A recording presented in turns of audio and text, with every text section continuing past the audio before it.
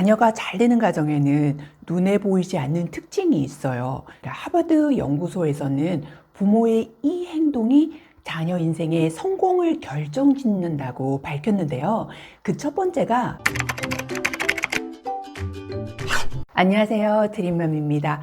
오늘은 자녀가 잘 되는 가정의 특징, 특히 이런 아이들을 키워낸 부모님에 대한 이야기를 해보려고 해요.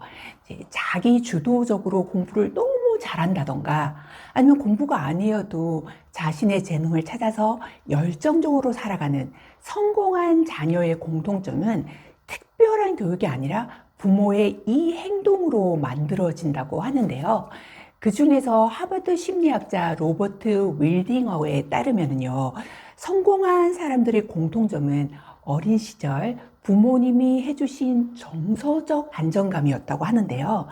그런 정서적 안정감이 가정에서 반복되는 습관에서 만들어지잖아요. 그러니까 정서적 안정감이 아이의 EQ와 회복 탄력성을 향상시켜서 성공하는 아이로 성장하는 중요한 핵심 역할을 한다고 해요. 이제 보통 우리는 일상적으로는 이제 숙제를 다 했니? 또는 뭐 학원 내 때 잘 봤니? 뭐 주로 성적에 관련된 걸 많이 물어보게 되고 아이 감정에 대한 대화는 상대적으로 그렇게 많지 않은 편이죠. 그러면 이제 어머니께서 이런 얘기를 하실 수도 있죠. 얘가 그런 말을 잘 안 해요. 라던가 물어보면 좋아, 싫어. 이런 식의 단답형으로 말한다던가 한다고 한다면 우리가 뭔가를 놓치고 있지는 않은지 생각해 보셨으면 해요. 아이가 힘들다고 말할 때 우리가 공감보다는 정답을 주려고 하고 또 판단하려고 했다면 아이들은 우리 엄마가 그럴 줄 알았어. 마음에 아예 문을 닫게 되고 더 이상 얘기하려고 하지 않을지도 모르거든요.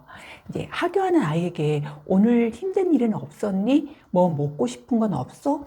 아이와 이렇게 감정과 기분을 물어봐주면 우리 엄마는 배려를 해주는구나 이런 마음의 문이 열리면서 물 것 같기 시작을 할 거예요. 누구 때문에 힘들었다라고 투덜거리면 뭘 그런 걸 가지고 속상해하니 그냥 공부나 해 라는 식으로가 아니라 하고 싶은 말이 이만큼 올라오고 막 정답을 얘기하고 싶어도 그랬구나 많이 힘들었겠다 어떻게 하고 싶어? 뭐 이런 식의 공감을 해주면 집에서는 늘 내 편이 있구나 위로와 정서적인 안정감을 갖게 되고요. 마음 근력이 단단해져서 회복 탄력성이 강한 아이로 성장한다는 거죠.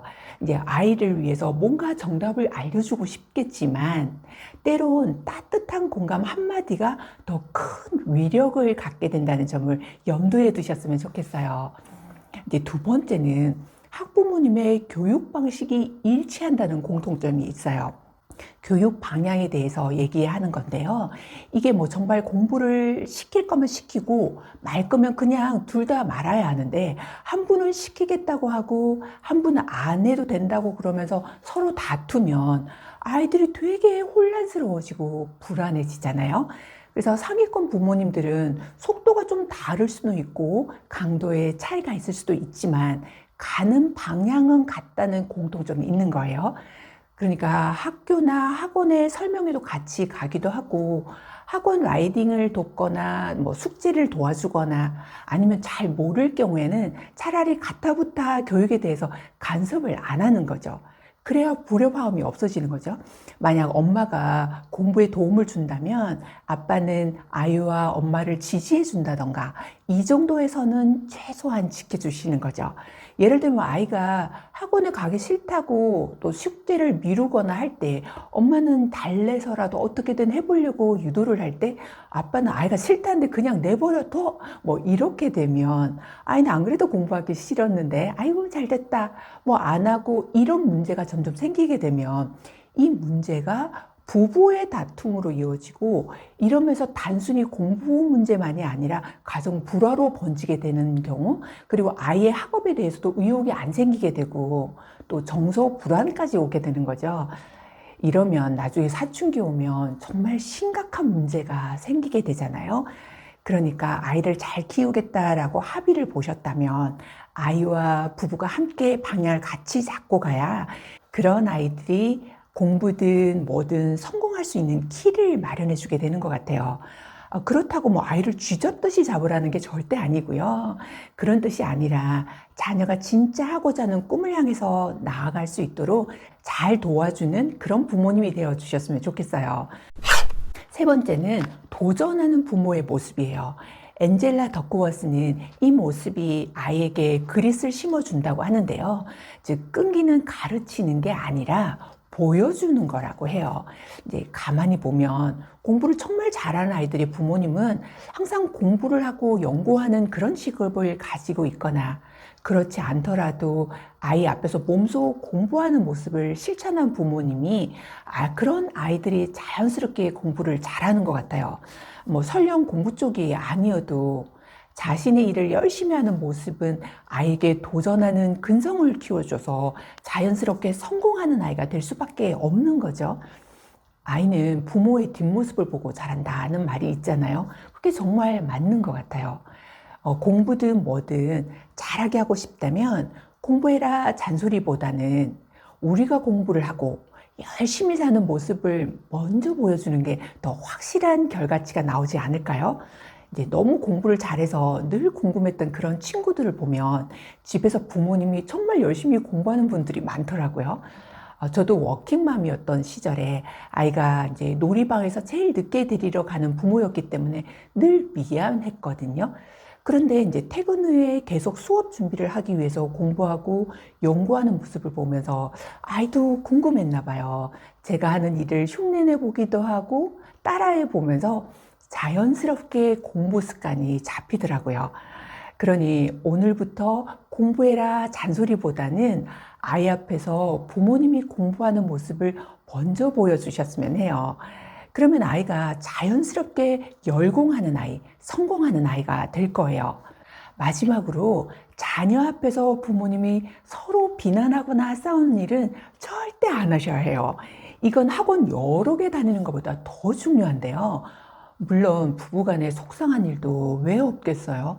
그런데 아이 앞에서 서로 비난하면서 나중에 진짜 큰 문제가 생기게 되면 아이의 문제를 해결할 수가 없고요. 그 아이가 부모에 대한 신뢰가 무너져서 문제가 더 심각하게 발생을 하게 되는 거예요.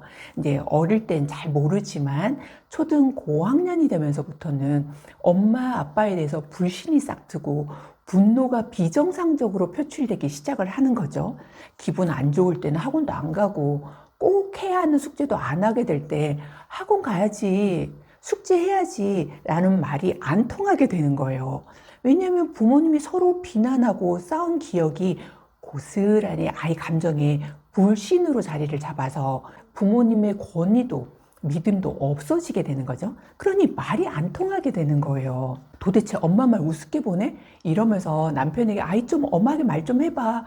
이런다면 아이가 아빠 말도 듣겠냐고요. 서로 험담했었는데 그때서야 후회하게 되는데요. 그래서 진짜 지혜로운 부모님은 부부가 서로 의견이 상충하게 되더라도요.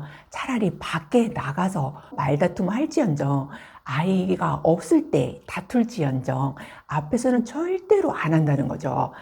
나중에 다 키워 성인이 되고 보면 그 행동이 어떤 과외보다도 어떤 학원보다도 더 중요한 부분이었구나, 아이의 중심을 잡아주는 거였구나를 깨닫게 되실 거예요.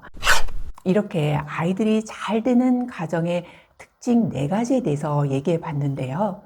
요즘 힘든 일도 정말 많으신데 자녀 교육까지 신경 쓰셔야 하니 왠지 마음이 좀 무거우시죠?